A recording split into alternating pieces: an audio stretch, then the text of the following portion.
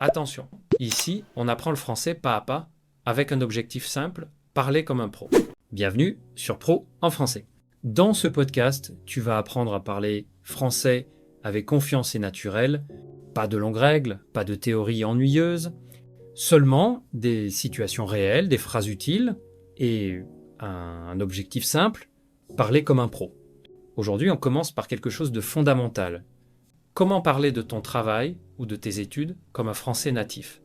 Ce thème, c'est une clé. Parce que dans presque toutes les conversations, ce sujet arrive à un moment ou à un autre. Tu rencontres quelqu'un, tu fais connaissance, et très vite, la question tombe, et toi, tu fais quoi dans la vie? Ou tu étudies quoi?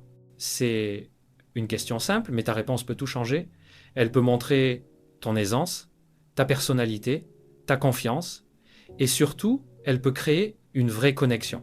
Alors aujourd'hui, on va voir comment répondre à cette question, avec naturel, sans stress, sans phrases trop longues et surtout sans paraître scolaire. On va apprendre à parler de ton travail ou de tes études comme un vrai natif, avec simplicité, fluidité et authenticité. Imagine la scène. Tu es dans un café ou à une soirée entre amis. Tu viens d'être présenté à quelqu'un, il te sourit et te demande « Et toi, tu fais quoi dans la vie ?» Souvent, les apprenants de français bloquent un peu à ce moment-là. Ils réfléchissent, ils cherchent les mots justes, ils pensent à la grammaire, aux conjugaisons, et finalement, ils sortent une phrase très correcte, mais pas très naturelle, du style « Je suis une personne qui travaille dans le domaine de » ou « J'exerce le métier de ».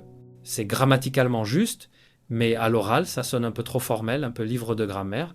En réalité, les Français vont dire les choses plus simplement. Par exemple, je bosse dans la communication, je travaille dans une école. Je suis infirmière, je suis étudiant en informatique. Tu vois, c'est clair, direct, naturel, et surtout, ce sont des phrases qu'on entend tous les jours. D'ailleurs, remarque un mot très courant, bosser. C'est un mot familier pour dire travailler. Si tu dis je bosse dans une boîte, tu parles déjà comme un natif. Ah oui, et le mot boîte, ça veut dire entreprise. C'est familier, mais utilisé tout le temps. Je bosse dans une boîte internationale. Je bosse dans une petite boîte de design. Je bosse dans une boîte de pub, et tout le monde comprend. Ce genre d'expression donne immédiatement une impression naturelle et fluide. C'est exactement ce qu'on cherche. Parler comme les Français parlent vraiment. Si tu es étudiant ou étudiante, c'est la même idée. Quand quelqu'un te demande « Tu fais quoi comme études ?» tu peux répondre simplement « J'étudie la biologie. Je fais des études d'ingénierie. Je suis en master de droit. » Ou encore « Je suis en 2e année de médecine. » Ces phrases sont courtes, mais elles sont parfaites pour une conversation naturelle. Et si tu veux aller un peu plus loin, tu peux ajouter une petite précision, un détail qui rend ta réponse plus vivante. Je suis en psychologie. Je m'intéresse surtout au comportement humain. Ou je fais des études d'économie. Je me spécialise dans la finance durable. Ou encore, je suis en architecture et j'adore les projets de rénovation. Ces petits ajouts montrent ton intérêt, ta passion, ton côté humain.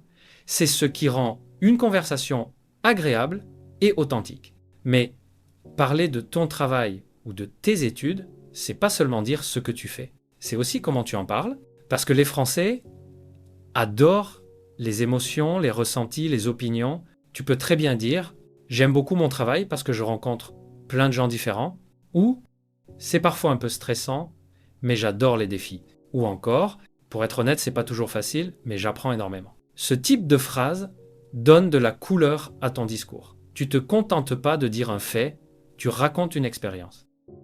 Et même si ton travail ou tes études ne te passionnent pas toujours, tu peux le dire avec humour ou naturel. Par exemple, je travaille dans la comptabilité, c'est pas super excitant, mais j'aime bien l'ambiance. Ou je fais des études d'économie, c'est pas toujours fun, mais c'est utile. C'est ce ton un peu détendu, sincère, qui te rend crédible et sympathique. Pour parler comme un natif, tu peux aussi utiliser des expressions de la vie quotidienne, très simples, mais très efficaces.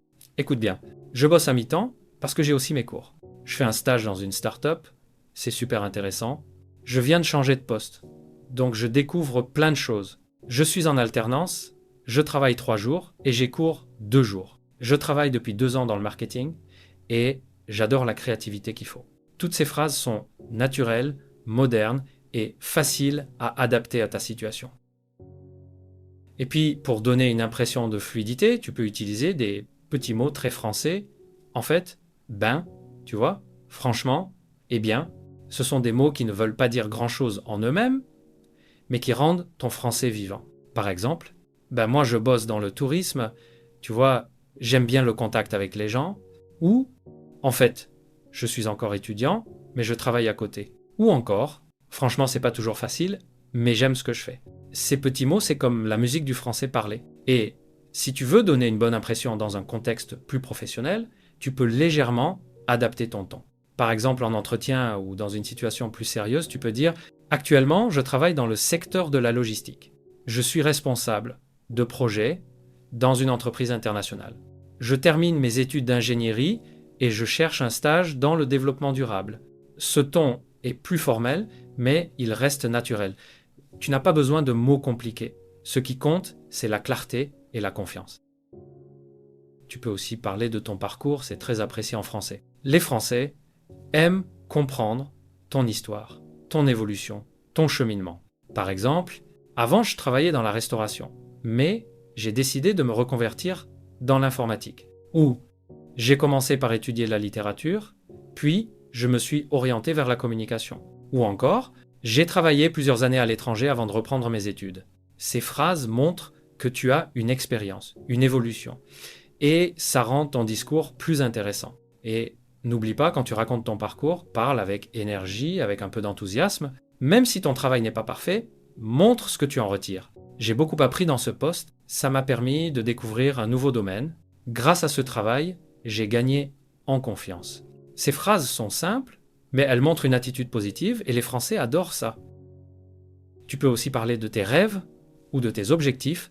C'est une très bonne façon de continuer la conversation. Par exemple, mon rêve, ce serait de travailler à l'étranger. Ou j'aimerais créer ma propre entreprise un jour. Ou encore, pour l'instant, j'étudie, mais plus tard, j'aimerais travailler dans le social. Ce genre de phrase donne une dimension personnelle à ton discours et ça attire toujours l'attention de ton interlocuteur. Et si quelqu'un te parle de son travail, montre de la curiosité. Tu peux demander « Et toi, tu fais quoi dans la vie ?» Ou « Tu travailles dans quel domaine ?» Ou encore « Tu fais ça depuis longtemps ?» Ces questions sont simples, mais elles montrent ton intérêt et t'aident à continuer la conversation. Et plus tu écoutes les réponses, plus tu apprendras de nouvelles expressions que tu pourras réutiliser. Maintenant, parlons d'un autre point important, les erreurs à éviter. Souvent, les apprenants veulent parler trop parfaitement. Ils réfléchissent trop. Mais le français parlé n'est pas parfait. Même les natifs font des erreurs, se corrigent, hésitent. Alors n'aie pas peur de dire ben ou de reformuler. Par exemple, je bosse plutôt dans une boîte de design ou je suis étudiant, plus vraiment, je viens de finir mon master. C'est exactement comme ça qu'un Français parle, et ça, c'est parler naturellement. Ce que je te conseille, c'est de préparer quelques phrases clés sur ton travail ou tes études, que tu pourras adapter à chaque situation. Par exemple, je bosse dans une entreprise de transport. Je travaille depuis 3 ans dans la restauration. Je fais des études de biologie, je me spécialise dans la recherche. Je viens de commencer un stage dans une agence de communication. Je suis en alternance, c'est fatigant, mais j'apprends beaucoup. Et tu peux les dire plusieurs fois à voix haute, jusqu'à ce qu'elles deviennent naturelles. Une autre astuce, raconte une petite anecdote liée à ton travail ou à tes études. Les histoires rendent la conversation plus vivante. Par exemple, une fois, j'ai dû gérer une situation complètement imprévue au travail. C'était stressant, mais j'ai réussi à trouver une solution. Ou, pendant mes études, j'ai participé à un projet super intéressant sur le développement durable. Ces petites histoires, c'est ce qui donne de la personnalité à ton discours. Et puis, il y a la question du ton. Quand tu parles de toi, parle avec le sourire. Même à l'audio, on entend un sourire. Si tu dis « je bosse dans une boîte, c'est cool », l'ambiance est super sympa, avec un ton souriant, on le sent. La voix, c'est ta première impression. Alors, respire, détends-toi et parle comme si tu discutais avec un ami. Souviens-toi, tu n'as pas besoin d'un vocabulaire très riche pour bien parler de ton travail ou de tes études. Ce qui compte, c'est d'être authentique, de dire ce que tu fais, ce que tu apprends, ce que tu ressens. Et d'utiliser les mots que tu maîtrises. Un français simple, naturel, fluide, c'est 1000 fois mieux qu'un français parfait mais froid. Alors, pour t'aider à t'entraîner, je t'invite à faire un petit exercice. Après ce podcast, prends une feuille ou ton téléphone et enregistre-toi en train de répondre à cette question. Et toi, tu fais quoi dans la vie? Essaie de parler pendant 1 ou 2 minutes sans t'arrêter.